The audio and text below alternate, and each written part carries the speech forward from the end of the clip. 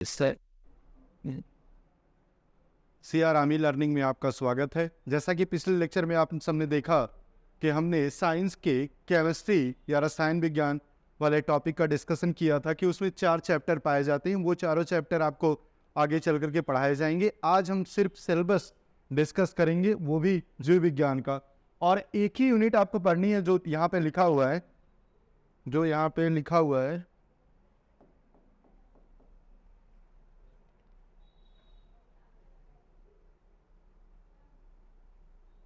कुछ technical issue है।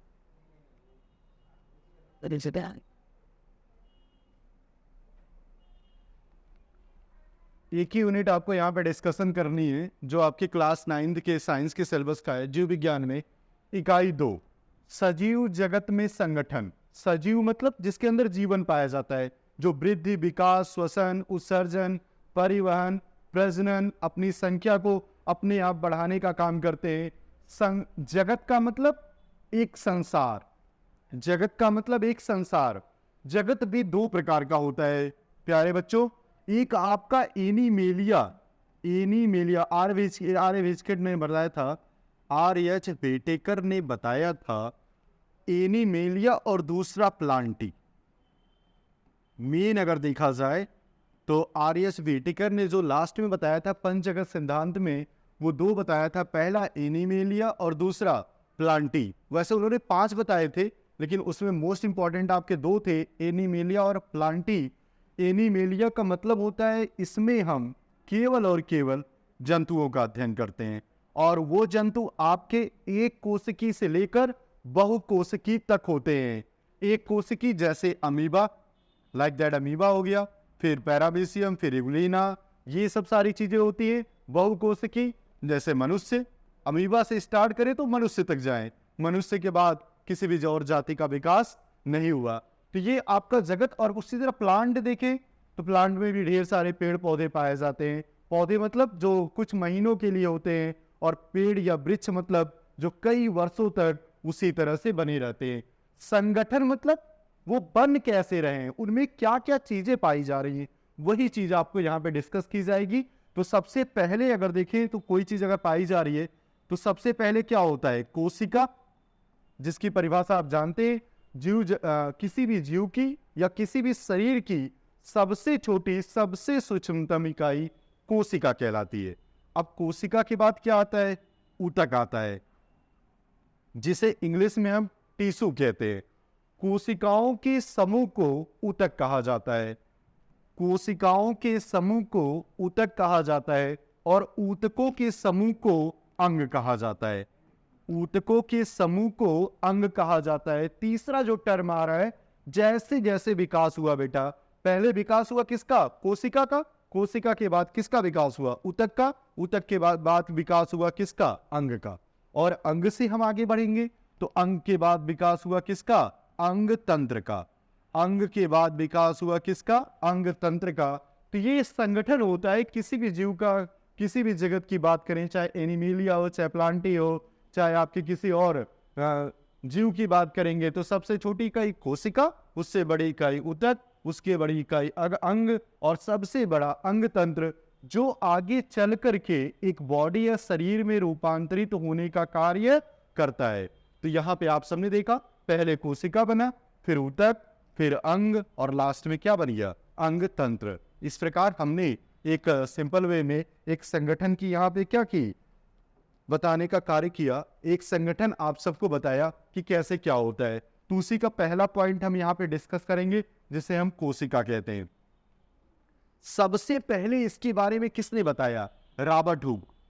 सबसे पहले इसके बारे में बताने वाले जो वैज्ञानिक थे वो रॉबर्ट हुक थे।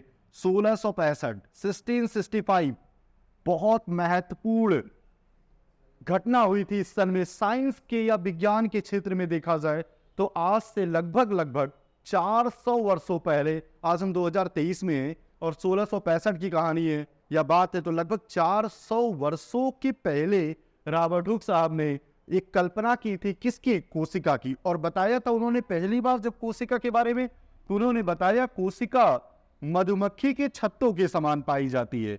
कोशिका जो होती है वो मधुमक्खी के छत्तों के समान पाई जाती है। इस तरह से जो आपकी संरचना बन रही है वही संरचना आपकी क्या कहलाती है? कोशिका, जिसके बारे में पहली बार बताने वाले वैज्ञानिक थे रॉबर्ट हुक 1665।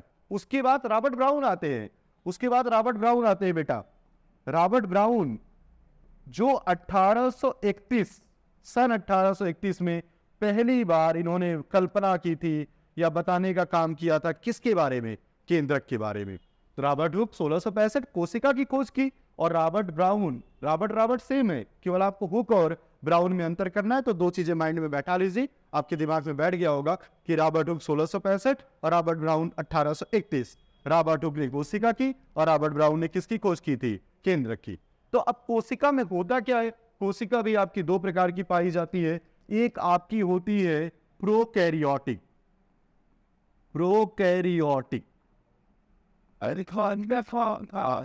प्रोकैरियोटिक जिसे हिंदी में कहते हैं पूर्व केंद्रकीय, और एक होता है आपका बेटा यूकैरियोटिक, जिसे हिंदी में कहते हैं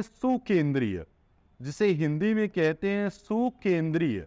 अब दोनों के बारे में थोड़ा थोड़ा अगर डिस्क्रिप्शन करें तो पूर्व केंद्रकी का मतलब इसमें केंद्रक अल्प विकसित या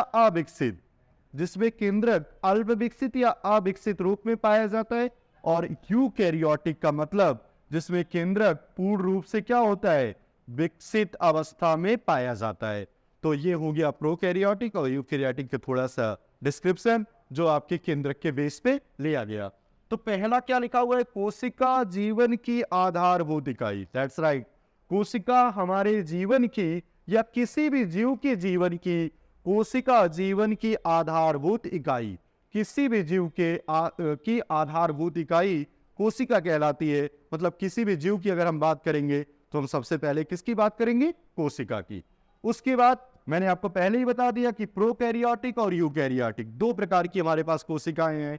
प्रोकैरियोटिक मतलब पूर्व केंद्र की, जिसमें केंद्रक अल्प विकसित होता है, लाइक दैट जीवाणु, विषाणु, कवक, ये सारी चीजें। और यूकैरियोटिक मतलब जिसमें केंद्रक पूरा विकसित होता है और केंद्रक के चारों तरफ केंद्रक कला पाई जाती है। और यहां पूर्व केंद्रकी का मतलब केंद्रक के चारों तरफ केंद्रक कला नहीं पाई जाती है, वो पूरे सेल में फैली हुई या बिखरी हुई अवस्था में पाया जाता है। और जो आपका यूकैरियोटिक है उसमें केंद्रक के चारों तरफ ये केंद्रक कला